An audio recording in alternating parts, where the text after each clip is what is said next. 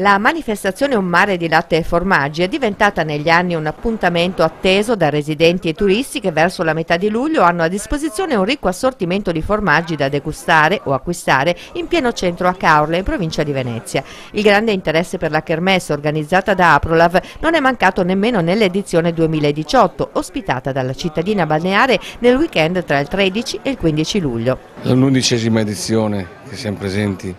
a Caorle nell'iniziativa Un mare di latte e formaggi, è proprio fatta proprio ad hoc per questo, per far conoscere i turisti stranieri, vista l'affluenza che c'è nel nostro litorale di presenze di tedeschi e altri europei, per far conoscere effettivamente i nostri prodotti. È bello vedere i tedeschi che lo assaggiano molto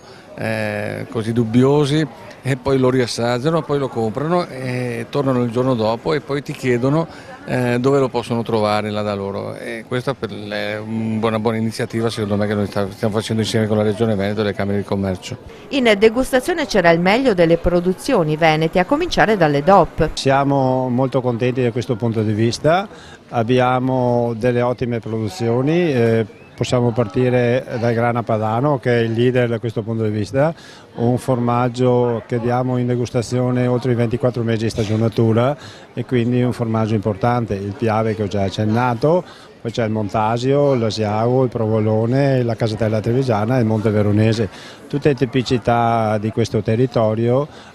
tutti i formaggi che hanno un disciplinare e quindi hanno una carta d'identità, e tutti i formaggi che vengono realizzati col latte delle nostre aziende, che è un latte di alta qualità. Per tutti gli appassionati di formaggi che non sono riusciti a passare da Caorle, ci sono altri due grandi appuntamenti da segnalare in agenda. Il primo è domenica 5 agosto con la mostra dei formaggi Morlacco e Bastardo del Grappa a Cima Grappa, e il secondo è il Caseus Veneti, che si terrà a Villa Contarini di Piazzola sul Brenta nel Padovano sabato 29 e domenica 30 settembre.